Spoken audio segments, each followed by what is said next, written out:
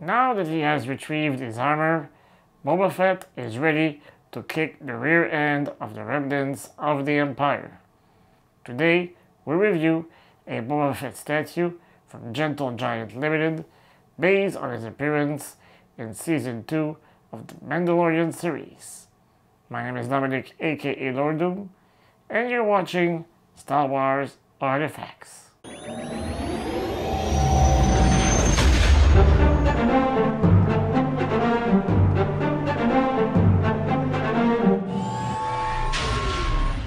This statue is part of the Milestones Series from Diamond Select Toys.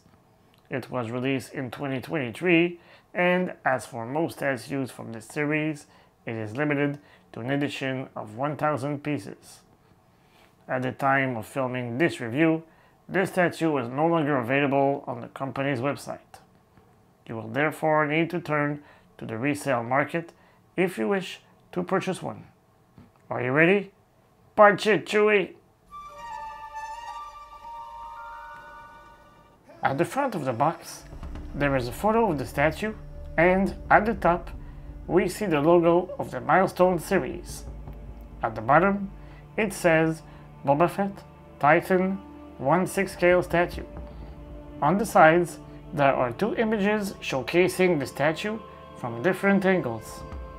At the back, there is a close-up image of the statue, and just below it, there is a small paragraph similar to the ones of the 6 Boba Fett statues that I have reviewed in the past. So, click on the link in the upper right corner of your screen to see the review of one of those statues if you're curious.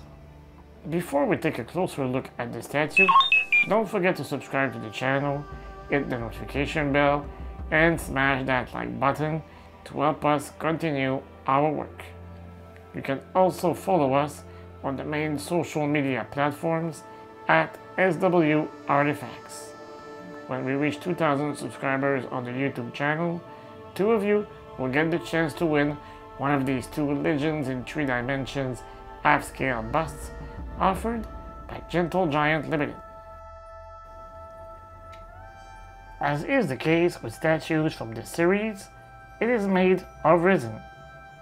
It stands a little bit more than 13 inches tall, including the base. The statue is 9.5 inches wide when measuring from the tip of his blaster to the opposite edge of the base.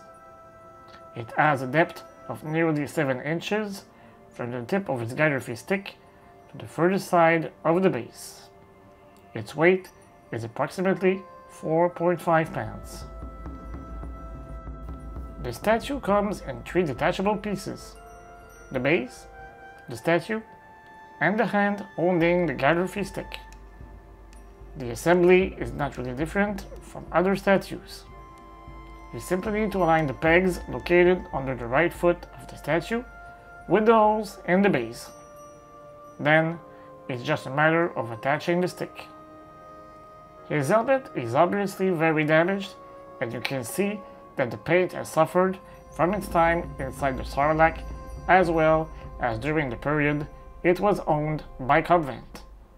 The rangefinder seems completely devoid of paint, and the yellow bars on the left side of his helmet are much harder to discern. On his right shoulder pauldron, we can see a blaster impact, while on the left one, you can still make out the Minosaur emblem. The paint on the armor on his chest is almost completely stripped. Clearly, the Marshal of Mospelgo had other Bantas to whip rather than maintain his gear. However, you can still see the bravery emblem of the Orieli Elite Code. On his wrists, we find his burgundy gauntlets, which are also chipped. One has a mini rocket, while the other has a flamethrower. The latter is connected to the jetpack with 3 tubes that pass over his shoulder.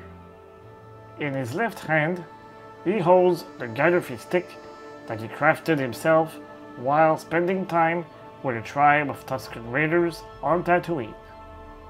The end that is toward his back is really well crafted, showcasing beautiful small details.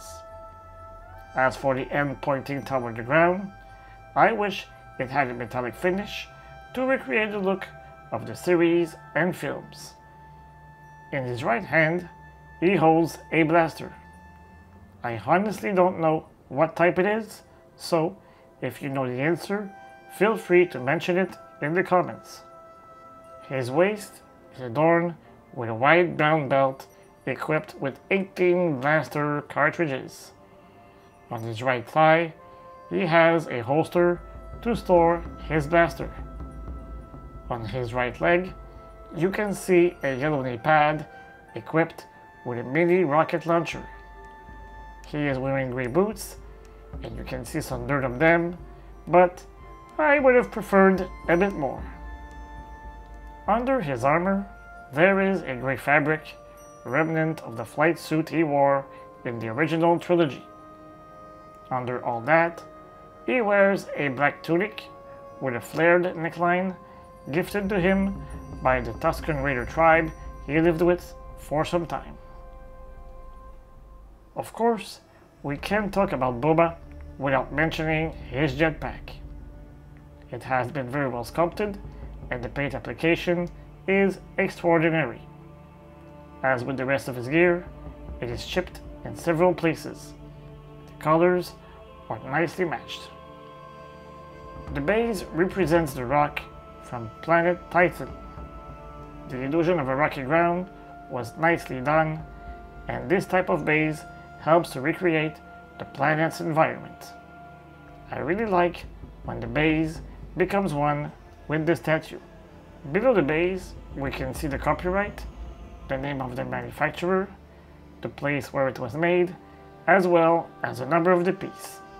For our part, we got number 676. Each statue from this series is accompanied with a certificate of authenticity. On the certificate, we see once more the number of the piece.